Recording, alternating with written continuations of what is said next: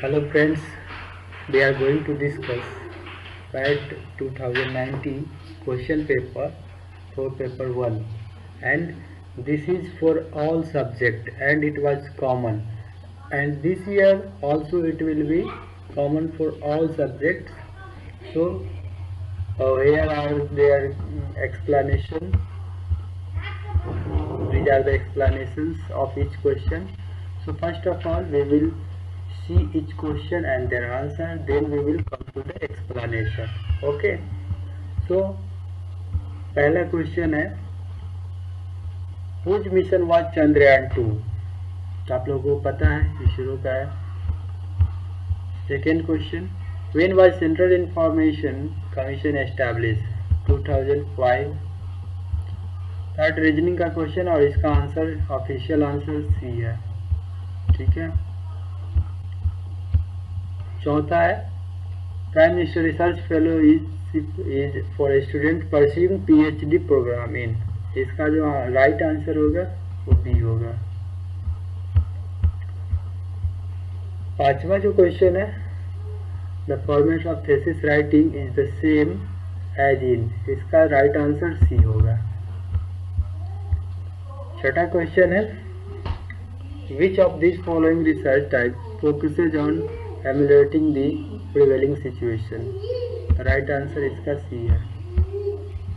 और ये coding decoding का क्वेश्चन है और इसका जो राइट आंसर है 7 का वो क्या है? डी है. Next question, what is the full form of DVD? Digital versatile disc. Right answer 1A.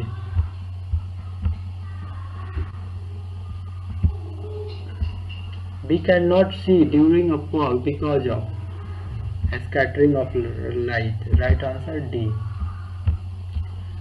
Next, who was the first chairman of the Constitution Assembly of India? Right answer B. Dr. Sachidanand Sinha. Who was the Prime Minister of England at the time India got independence? The right answer is Clement Attlee. B. Which one of the following is the national aquatic animal of India? The right answer is Gangetic dolphin. Next, in India, Education Day is celebrated on the occasion of the birthday of. Right answer is A. Maulana Abul Kalam Azad. Acharya Chanakya was a teacher in the Gurukul located at Taxila. Article 51 of the Constitution of India lists duties of citizens. B. The longest seashore line in India is along the state of Gujarat. Right answer A. In which language did Buddha preach? तो पाली में.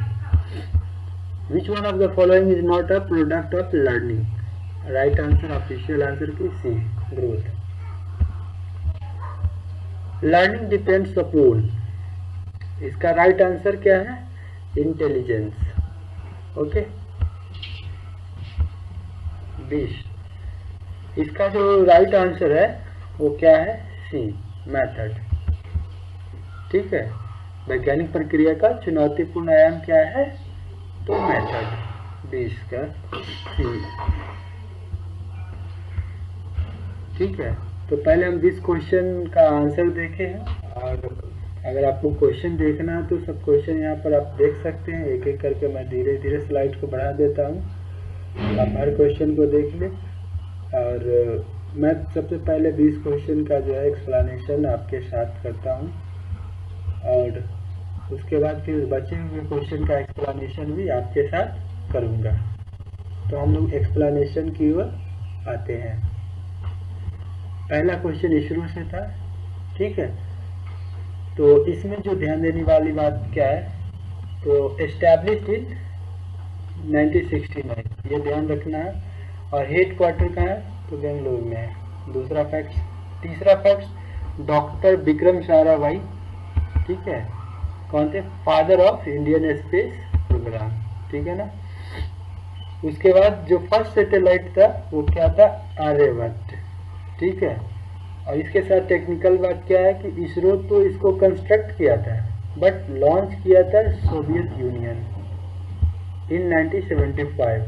और next जो satellite Rohini, ठीक है, इसको इसरो ने बनाया भी और इसरो ने लॉन्च भी किया इन 1980। ठीक है, तो ये पहले क्वेश्चन का एक्सप्लेनेशन है। दूसरा क्वेश्चन, सेंट्रल इंफॉर्मेशन कमीशन तो 12/10/2005 को जो है ये इफेक्ट में आया। ठीक है, under the right to information act 2005। Okay, ये ध्यान रखना है आपको। और ये PMRF है। ठीक है, तो इसमें क्या करें, क्यों दिया जाता है, तो ये रिसर्च के लिए ही दिया जाता है, उसके क्वालिटी को इम्प्रूव करने के लिए। और इसके अंतर्गत क्या क्या आते हैं, ठीक है, जितने IITs है, ठीक है, IISER है, इंडियन इंस्टीट्यूट ऑफ साइंस है, ठीक है, उसके बाद जो टॉप सेंट्रल यूनिवर्सिटीज है, ठीक है, NIT है, जो क्या करते हैं, टेक्नोलॉजी डिग्री प्रदान करते हैं या साइंस से रिलेटेड डिग्री देते हैं, उनके लिए है। ठीक है, उसके बाद पूछा था 5वां क्वेश्चन, फॉर्मेट ऑफ थीसिस। ठीक है, तो इसका क्या होता है, सबसे पहले कवर पेज है, उसके बाद फिर ये डिस्क्रिप्शन पेज है, table of contents, list of figure and so on. ठीक है, रेफरेंस लास्ट में, उसके नीचे जो है अपेंडिक्स, ये सारा उसका फॉर्मेट है, इसको ध्यान में रखेंगे। ठीक है, नेक्स्ट क्वेश्चन आपसे छठा पूछा गया था, टाइप्स ऑफ रिसर्च का था। ठीक है, एक्शन रिसर्च से रिलेटेड था, लेकिन ऑप्शन में ये सारे थे, तो इसको थोड़ा सा जान लेते हैं। फंडामेंटल रिसर्च में जो क्या होता है, हमारे पास जो नॉलेज है उसको एक्सपेंड करने के लिए जो है किया जाता है। ठीक है, हमारे पास अभी जितना नॉलेज है, स्टॉक ऑफ नॉलेज, उसको बढ़ाने के लिए, वृद्धि करने के लिए, इन्हांस करने के लिए फंडामेंटल रिसर्च करते हैं। ठीक है, और नेक्स्ट ऑप्शन में था अप्लाइड रिसर्च। तो कोई भी ज्ञान है, ठीक है, तो पर्टिकुलर प्रॉब्लम जब होती है तो कैसे उसको हम अप्लाई करेंगे, तो एप्लीकेशन इम्प्लीकेशन से जुड़ी हुई है। ठीक है, तो उसको हम लोग अप्लाइड रिसर्च कहते हैं।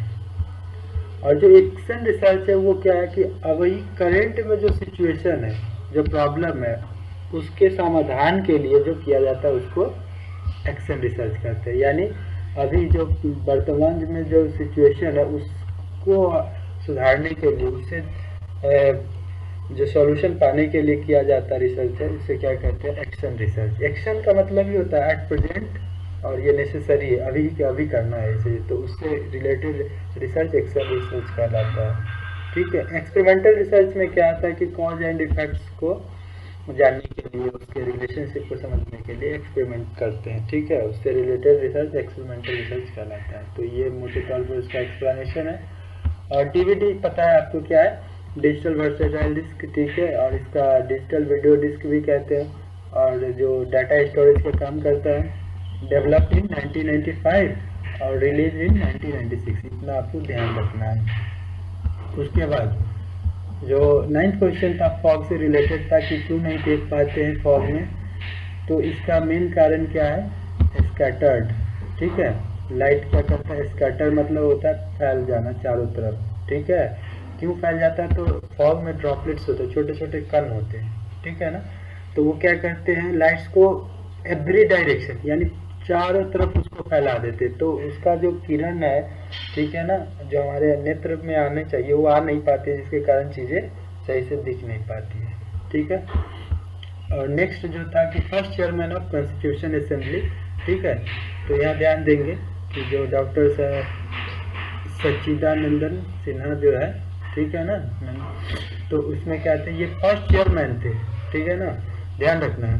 दूसरा जो फैक्ट है इसमें, जो इस असेंबली का जो प्रेसिडेंट थे वो राजेंद्र प्रसाद, अपने राजेंद्र बाबू। ठीक है, उसके बाद जो वाइस थे, है ना, वो कौन थे, HC मुखर्जी ये।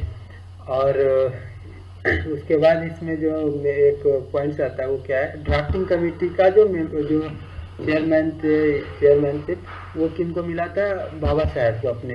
ठीक है, BR अम्बेडकर को। तो ध्यान रखना, कंफ्यूज हो जाते हैं बच्चे कि BR अम्बेडकर तो मान लेते हैं, उससे दिमाग में घुसा रहता है, लेकिन सच्चिदानंद बाबू को भूल जाते हैं। तो यहाँ पे ध्यान रखना है कि ये फर्स्ट चेयरमैन थे और ये ड्राफ्टिंग कमेटी का चेयरमैन थे। ठीक है, तो इतना आपको ध्यान रखना है, बाकी आप पढ़ लेंगे। पीडीएफ दे दूंगा। नेशनल एक्वेटिक एनिमल ये पूछा था आपको, ठीक है। तो जो ये डॉल्फिन है गंगा नदी में है, ठीक है ना, तो ये उसका राइट आंसर था, ठीक है। इसके संबंध में जो बेसिक जानकारी आपको ध्यान में रखना है वो क्या है कि 18 मई 2010 को इसको नेशनल एक्वेटिक एनिमल घोषित किया गया था, ठीक है। उसके बाद था नेशनल एजुकेशन डे। ये टीचर्स डे नहीं था, ठीक है, राधा कृष्ण नहीं लगाना इसमें, ये नेशनल एजुकेशन डे है। और इसमें इसका जो राइट आंसर क्या था, अबुल कलाम आज़ाद, ठीक है ना। तो ये 11 को मनाते हैं, 2008 से डिसाइड किया गया है। तो एवरी ईयर क्या करते हैं, नेशनल एजुकेशन डे बनाते हैं 11 तारीख को। कब मनाते हैं, सितंबर में, ये याद रखना है। उसके बाद क्वेश्चन आया था आचार्य चाणक्य, ठीक है। तो ये आपको पता ही है, तक्षशिला विश्वविद्यालय के आचार्य थे और बहुत महान व्यक्ति थे, ठीक है ना। तो ये ध्यान में रखना है आपको इनके बारे में, इनका भी पढ़ लेंगे, हिंदी में भी है, इनको बताने की अधिक जरूरत नहीं है अभी यहाँ पे। नेक्स्ट क्वेश्चन थे आर्टिकल 51। तो ये किससे जुड़ी हुई है, फंडामेंटल ड्यूटीज, ठीक है। आप फंडामेंटल ड्यूटीज के बारे में जाकर नेट पर पढ़ भी लेंगे, कितने हैं, कौन कौन है, ठीक है। तो ये सारा आपको देख लेना है। कुछ काम आप लोग भी तो करो, बैठने से थोड़ी कुछ होता है। लॉन्गेस्ट सी शोर, ये क्वेश्चन आया था आपको। तो गुजरात इसका सबसे बड़ा तटीय रेखा वाला राज्य, ठीक है। उसके बारे में अगर आप जानेंगे तो कितना है, तो ये इसका 12-14.7 किलोमीटर, ठीक है। बाकी ये देख लेंगे। और उसके बारे में अगर जाएंगे थोड़ा और डिटेल में, तो गुजरात में जो है कार्गो की मात्रा के हिसाब से जो कंडाला है भारत का सबसे बड़ा बंदरगाह है, इसको ध्यान में रखेंगे, गुजरात में ही है। और उसके हिसाब से जो दूसरे नंबर पर आता है वो क्या है, आंध्र प्रदेश है, ठीक है। ये 974 किलोमीटर इसकी कुल लंबाई है, ठीक है। तो ये आप ध्यान में रखेंगे। लॉर्ड बुद्धा के बारे में आया था, ठीक है। किस भाषा में इनका जो उपदेश था, पाली भाषा में थी, ठीक है ना, पाली में। तो ध्यान रखेंगे पाली, ठीक है। लॉर्ड बुद्धा से रिलेटेड और भी क्वेश्चन बनते हैं, ठीक है। पहला उपदेश कहाँ दिए थे, तो सारनाथ में दिए थे, ठीक है ना। तो 2-4 क्वेश्चन और लॉर्ड बुद्धा से है बनता, मैं आपको करवा दूंगा उसमें। स्पोर्ट्स अथॉरिटी के बारे में 22वां क्वेश्चन था आपका, ठीक है। उसमें क्या पूछा था आपसे, स्पोर्ट्स अथॉरिटी के बारे में। तो हम तो 20 क्वेश्चन का ही व्याख्या यहाँ पे करना था हमको, ठीक है। तो और भी जो क्वेश्चन उसमें वो सिंपल होगा, इसलिए मैंने छोड़ दिया है। 17 के बाद सीधा 22 पे चले आए हैं, ठीक है। और भी सारा एक्सप्लेनेशन है, हम नेक्स्ट वीडियो में करूँगा, ठीक है ना। वीडियो बड़ा ना हो जाए, इसीलिए मैंने इसको इतना ही किया। नेक के बारे में उसके ग्रेडिंग पॉइंट्स पूछा था वगैरह वगैरह, ये सब है। पीडीएफ तो मैं एक ही साथ सारा शेयर कर दूंगा, बाकी आप लोग अपना देख लेना ये सब, ठीक है। पढ़ लेना अच्छे से, ठीक है ना। तो ये आज के लिए इतना काफ़ी है। बाकी ये आपका क्वेश्चन है, ठीक है। और ये आपका एक्सप्लेनेशन भी मैंने तैयार कर दिया है, तो ठीक है। इतना आज के लिए काफ़ी है। फिर नेक्स्ट वीडियो में नेक्स्ट स्लाइड को लेकर आगे जो बचा हुआ है वो सब आपके साथ शेयर करके आपको अच्छे से समझा देना मेरा काम है। बाकी आप इसको याद रखना आपके काम है, आप कैसे इसको याद रखते हो, ठीक है। और अच्छे से एग्ज़ाम देना, फिर तैयारी करो भाइयों।